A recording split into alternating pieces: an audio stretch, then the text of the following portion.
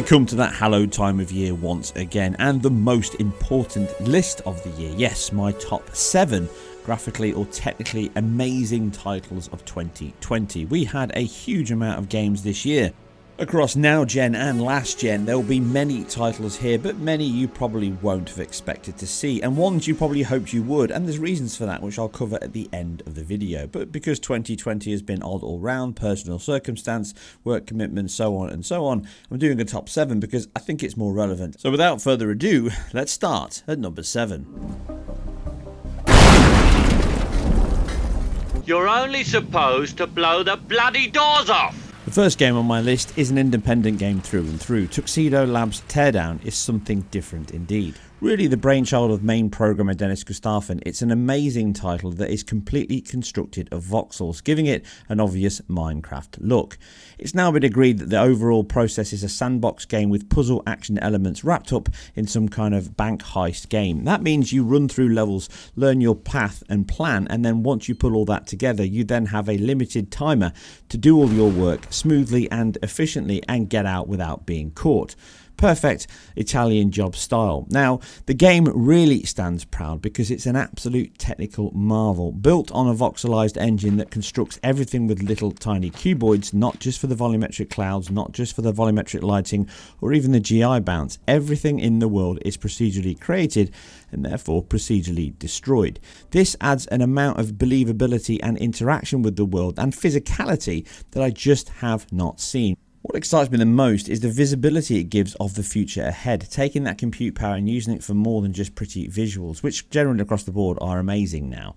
Taking away those limitations we see with a wall blocking us off, being able to work out a way to smash through it. And on top of this, they have additional physical elements, so you can burn through areas, fire propagates across wood only, it heats up bricks and cracks and glows through on the outside, smoke billows through houses, hits ceilings and curls, then burns through and pops out of the other hole. You've got a fire extinguisher that has weight and solidity to it, and you spray it around almost like a fluid simulation, and everything in the title casts shadows. You can knock light switches with beautiful shadow casting light sources that just bounce around with a soft diffuse edge, and that level of destruction you quickly get used to the fact that you can just pick up a digger and smash through a building, or just pick up your sledgehammer and break things down. Using rockets, explosions, TNT, it never gets tiresome just running through the levels in the title, and then you can also construct your own. One big benefit of voxelizing the entire world is everything comes at a cheaper cost. That's lighting, GI and shadow casting light sources can all be much cheaper, and that includes ray tracing. Ray tracing reflections are much cheaper due to the fact that you're sampling at a much lower point, and that means reflections and shadows all come at a cheaper cost and do not need RTX hardware to run. And I can't wait to see more from the team when it finally delivers its final game sometime next year. But right now it's available on early access on Steam, and if you are into technology and visual presentation like this, then I can heartily recommend it. It's felt like a breath of fresh air, a title all about its aims, its technology and its enjoyment factor rather than anything else getting in the way. It's an absolute blast.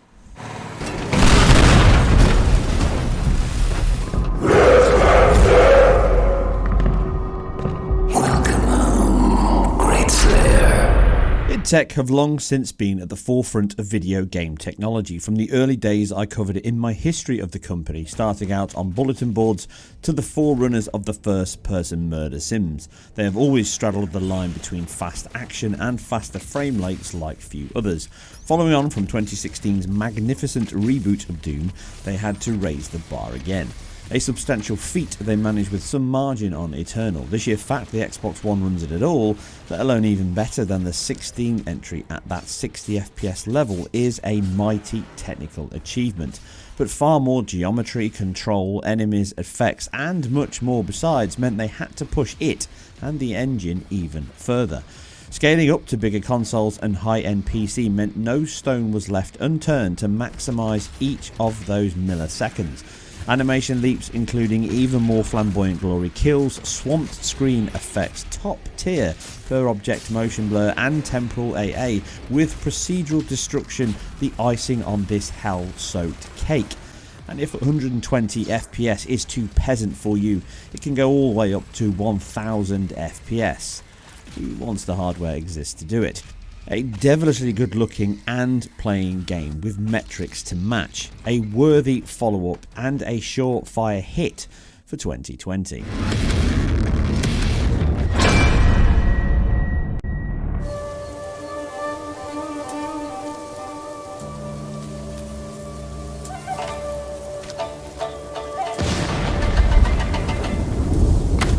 Sucker Punch managed to top and tail the PS4 in this swan song title is by far their best work yet. It not only tells a rich, romantic tale of ancient warriors long since gone, it also crafts one of the most serene and yet violent worlds within gaming. The aim of the team was to capture the real Tsushima island and the ferocity of sword combat, both which they nailed to the mast. Trees sway and billow, castle grounds are adorned with bright colours and rich tapestries, rivers are etched across the countryside, and the vast map has you experience so many areas, weather and seasons, it feels like a 12-month tour of Japan. Cherry blossom falls, autumn leaves crunch underfoot, and snow crackles and crunches under your horse's hoofs as you gallop through. It never goes mad on any individual element, instead using light to set the tone, soft touches of volumetrics, foliage to keep momentum, and volumetrics overall to add atmosphere at all the right and correct opportunities. It really is an art-driven game that strips back much of the clutter and overkill of other open world games, yet is the richer and fuller for it. Fighting under autumn leaves or within a raging storm and fire, the passion of the warrior's journey is told throughout sight and colour, as much as words and action. But they come with a brilliant English or Japanese audio and simply superb animation routines and blends throughout. It never forgets it's a game, but manages to offer flourishes of character traits and visual cues in battle without ever getting in between you and your desired inputs. All of this is accomplished with a perfect blend of physics interaction on cloth, foliage, simulation in animation frames and combat, and everything has a consistent believability and always in motion, never at rest. Dynamic light sources, pyrotechnics, and again, their superb use of particles enhances what is an always splendid looking title. And you forget this is all running on the PS4. A remarkable achievement in storytelling and design that culminates in one of the most impressive games on the PS4, with loading that feels like the PS5 came early. It can demand a lot at points on both PS4 and the Pro, as I covered, but these fleeting moments are like leaves in the wind for such an awe-inspiring take on the classic open world genre, with an almost perfect balance of form and function. The free PS5 update just makes that sugar even sweeter.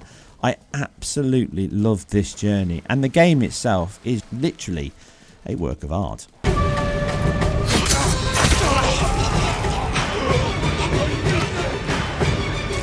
Someone wear armor like this. What were they doing with it? Not since the mighty Microprose blew my tiny mind in the 80s with F-15 Strike Eagle have I felt so stunned by the visuals on screen. My PC felt the same, with my RTX 2070 and Zen 2700 being thrashed and idle at equal times at equal measure.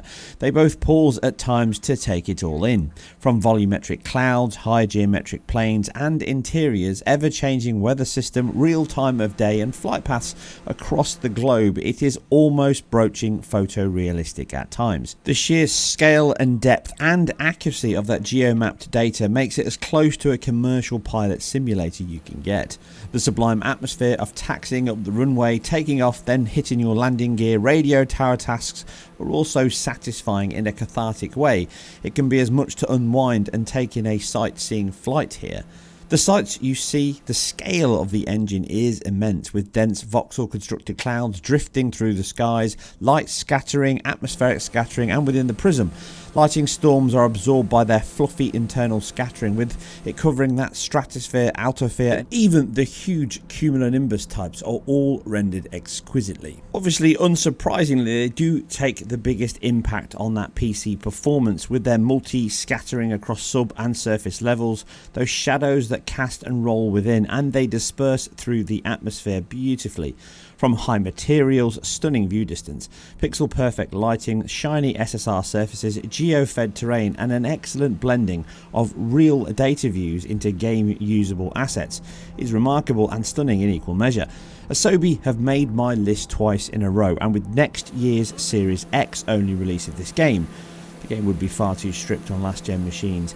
It will again soar high, but in 2020 it is the most next-gen game from Microsoft, and the PC's gain is the Xbox's loss. For now.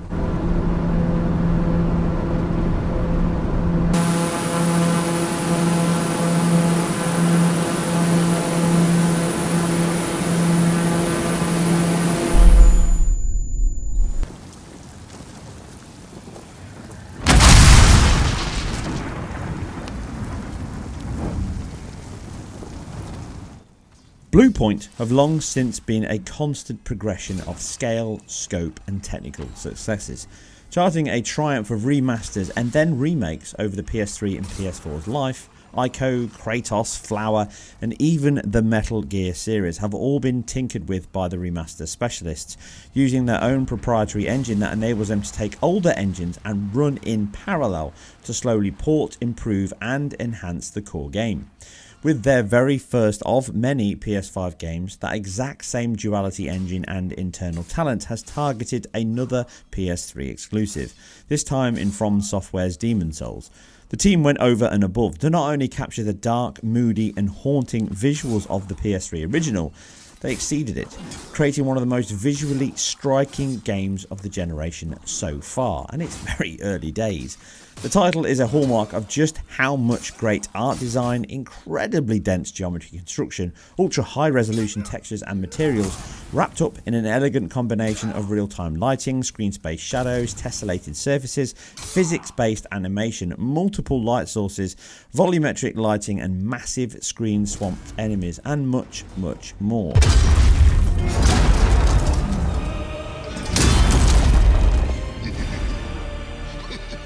It's not only the grand construction but those small touches as well, such as water surface reactions on impact, shadow casting light sources being moved around, damage stored in debris across levels, keep giving you that sense of solidity as you return back. Everything can be broken down that's sitting there in the world, gothic design and nightmare fueled enemies.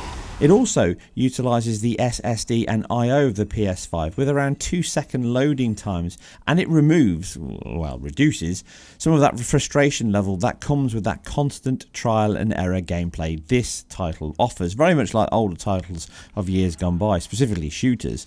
The DualSense offers creepy chinks of metal or crackle of fire to engross you in the moment-to-moment action even further. The quality of both the characters in the game, the scenery it's all wrapped up in, and what really enhances the visual look is the amount of dynamic shadows, self-shadowing, ambient occlusion and the overall dense geometry throughout the title.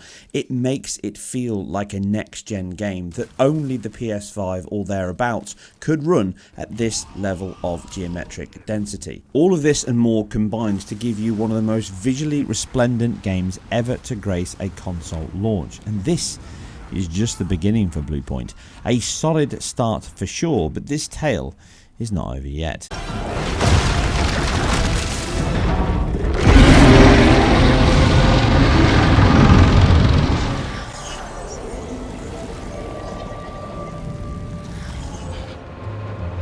Come on, Mouse. Make it look good. Whoa! Is that a new move? Man, I don't even know what I did, but it worked! The biggest IP Sony have is not being taken lightly. Fresh on the back of the PS4 adventure in 2018, our 8-leg friend returns in a fresh new story, a la The Lost Legacy. This time he brings a remaster in tow along with Miles Morales and his web-slinging entry into the franchise. But the cherry on the cake is that ray trace glory on the PS5 offering up some of the most accomplished reflections of the techniques so far. Dual mode now means that 4K 30 or 1440 60, both dynamic, are your choices to keep those silky smooth frame rates alongside that shiny ray tracing glory. As I covered already, the sheer amount of objects being reflected, shadowed and animated is such a strong start from Insomniac and the PS5 hardware based ray tracing alone. It really sets the tone for the rest of the generation. But it's not only this. Completely new hair rendering has been added that supports spline-based strands over the basic fins we have enjoyed for years. This enables each hair to flow, wave or bend with movement, and it stands out in the cinematics above all else. Now, as I discussed back in my Final Fantasy 15 video, hair rendering is still very expensive and continues to be one of the weaker areas in modern games. Other titles have certainly pushed for this before, just like I covered last year in Devil May Cry from Capcom, and I really hope this becomes the norm in these story-driven titles, because these little touches are what really adds to that next generation feel. Increased geometry, high polygonal count, hair splines, hair on ears, light penetration, subsurface scattering, muscle deformation.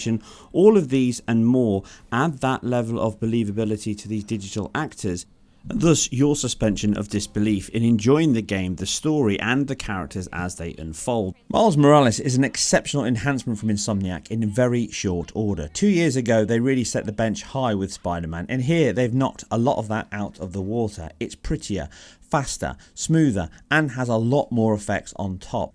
With ray tracing and 60 FPS combined in one, it's the best that Insomniac could have delivered in such a short amount of time. It's an incredible achievement from Insomniac, and what is a packed first-party studios, they really have hit the PS5 and come out swinging. Barrier's electrified. Ow! And not friendly. If I ever were to lose you, I surely lose myself. Everything I have found here, I'm not found by myself. Naughty Dog have long since been at the sharp end of the gaming world and Sony Studios, with them being an elite club to tame the PS3 Cell and SPUs, and in the follow-up to 2013's massive hit, the wealth of improvements, strides, ingenuity and passion comes through in every moment. Those captivating real-time cinematics or dynamic combat throughout, it still follows that tried and true art style of hyper-real with darker tones, grittier palettes and a grainy image. Character models are simply on another level, with subtle face expressions, fat and muscle deformation and even collision deformation on contact. Eyes reflect with a deep parallax to them, hair sways and collides, skin tones and layers are magnificent, from clear complexion and pigment tones to light scattering and blemishes. The actor's emotion is portrayed as much through expression as words. Using real facial scans enables the team to capture performances and then hand tweak them in post. It is even more remarkable just how lifelike and emotive the in-game models and faces are. Mid-fight, the effort, the panic or pain can all be seen or heard as the battle unfolds. Blow off an arm and they hold the stump, crying in shock and pain. You're not getting out of here! Kill an enemy and their friend calls out the name and curses you. Down an enemy and they writhe in pain but mock you till their dying breath. All dynamically happening and again blurs the line between cutscene and gameplay. Who the fuck are you anyway? Nobody.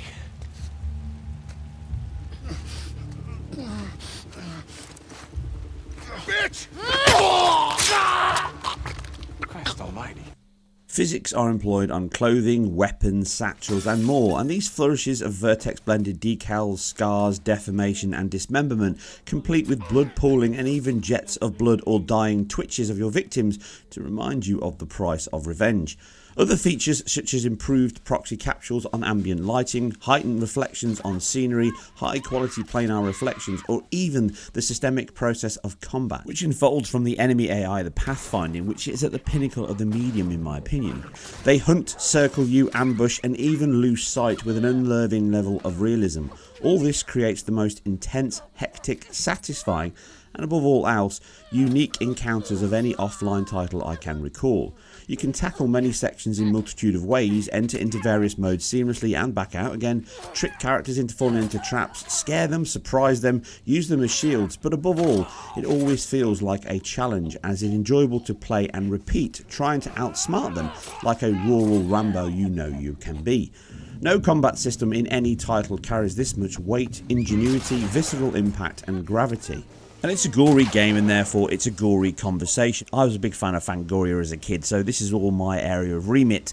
I enjoyed the fact they've taken all that attention to detail on all their games and carried it over to this game itself. Limbs coming off, deformation, blowing through holes, scarring, blood pooling and running into areas, and even blood footprints as you walk through. Nothing is left out of the equation, and it's always impressive. But the piece de resistance is that groundbreaking motion matching animation system. Not since I first clapped eyes on the rotoscoped Karateka or Prince of Persia in the 80s have I seen such a leap. Then I thought we had reached perfect human movement in games. But here Naughty Dog surpasses the best and now takes the animation crown. It's not simply the fluidity of locomotion you have, or the way weight and physics plays a part in action and momentum, but it is the enemy or the ally all have that same wealth of action and nuances.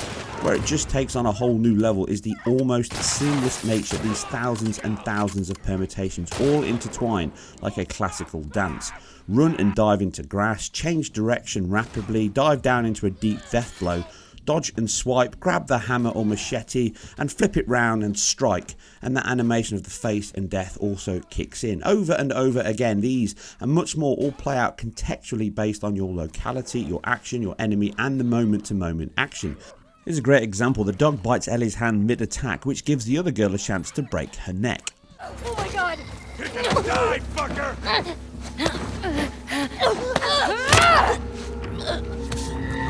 It defies belief at times. It's all happening on the fly with your control, and all these elements and more combine into a groundbreaking title that takes you on a roller coaster of highs and lows to a gritty finale. To gather an insight into what lies ahead, recall this is a game running on a PS4, and yet it is in the same breath as next-gen titles. We have seen what that leap looks like from a 60 FPS remaster to the next generation right here. History is about to repeat itself again. Another worthy winner from the Dogs as they again lead the pack and close out the PS4 generation as they ended the last on top.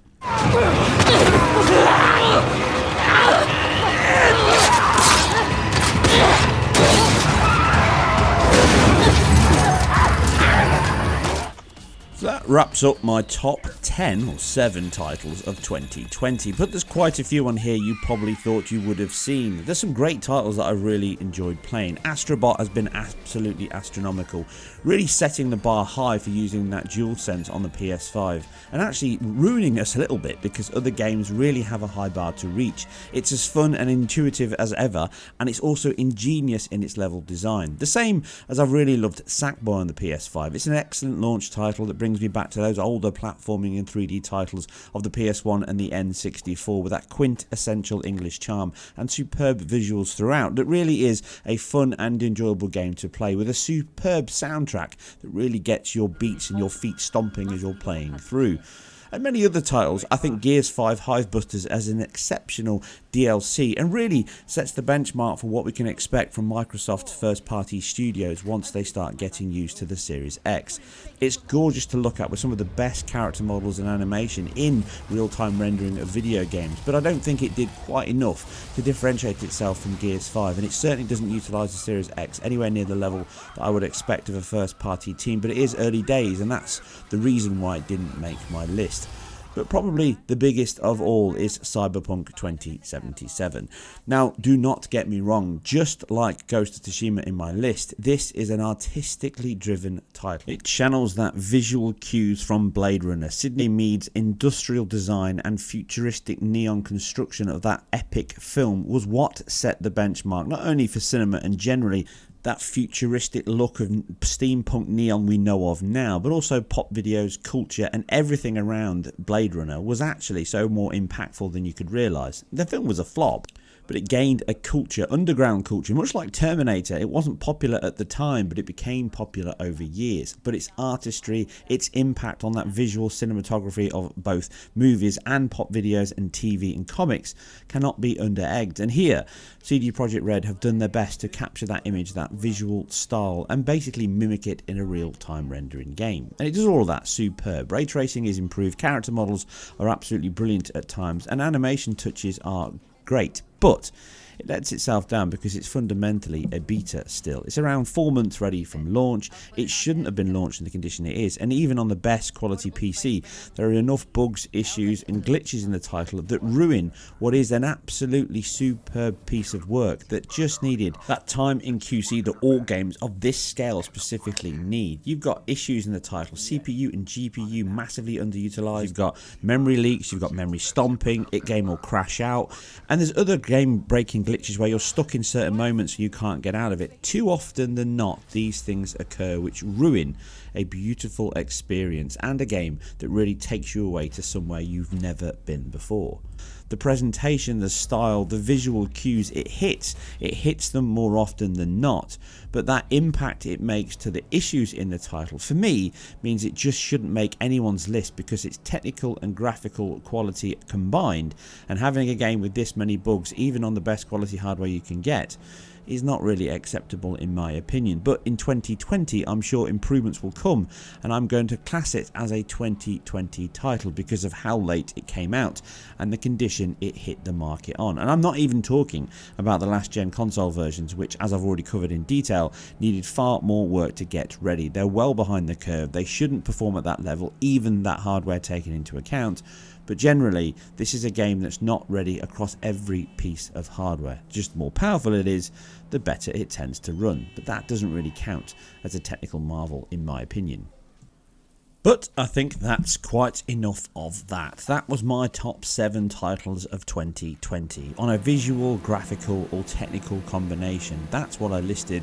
But what do you think? Do you agree? Do you disagree? Put all your thoughts and comments below. And of course, follow me over on Twitter and chat to me there. And if you can support, then please share, comment below, subscribe to the channel to get my numbers up, as it really helps, as I'm completely self-funded and independent.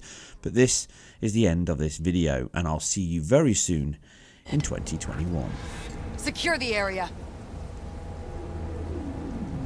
Time we were on our way, Kanal.